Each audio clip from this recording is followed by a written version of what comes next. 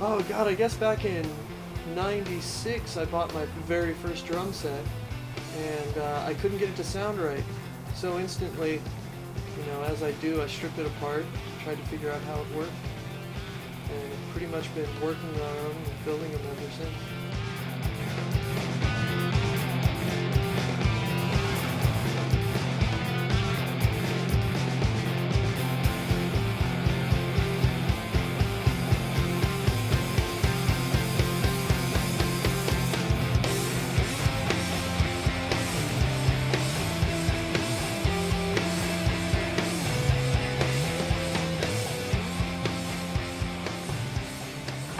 The shape of this edge is probably the most crucial thing about a drum's sound. This edge has to be made up with the drum head in the right way.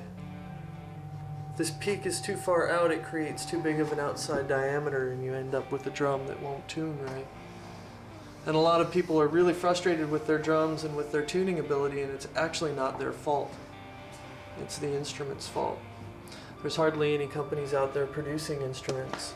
They're making construction columns for drums. It's more about supporting the framework of the drum head than it is about building an acoustic instrument.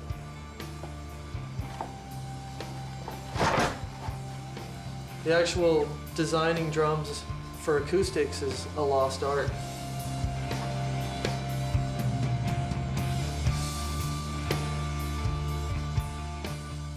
Most common drums of high quality are either built with maple or birch, and a lot of the times I prefer to use birch, which is a better looking wood than maple.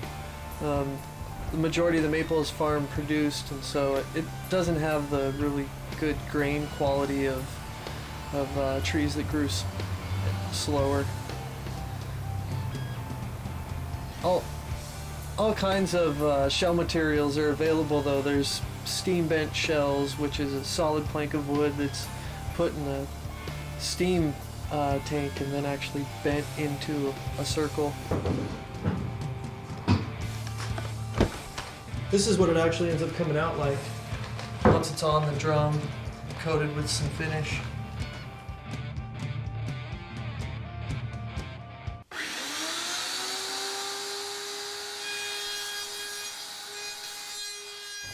There are laws that go into building a guitar or other acoustic instruments that are pretty much ignored by a lot of drum builders.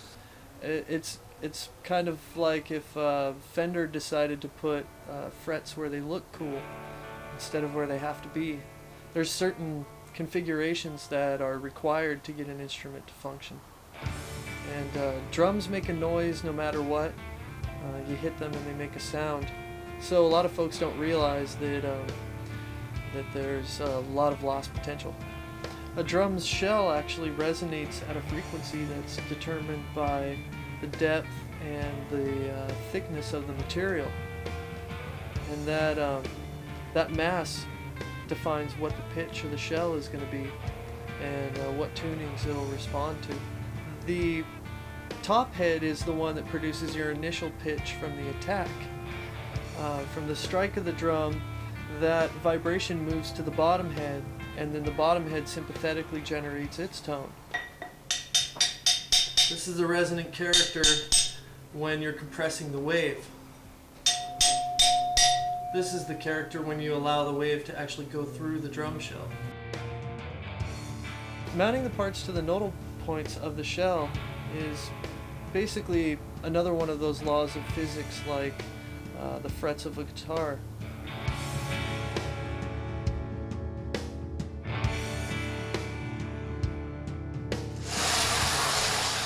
Yeah, I resurface a lot of bearing edges on drums. This is for guitar players out there. It's kind of the same process as getting the neck straightened and the frets done. It makes the instrument much more tunable when you have a drum with a totally level edge. Essentially, the closer you can get to level, the closer you get to your first pitch when putting new drum heads on.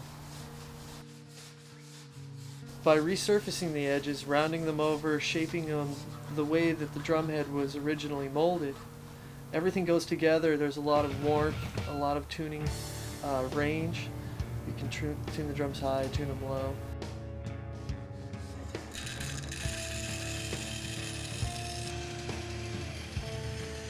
I'm working on some hardware, some materials.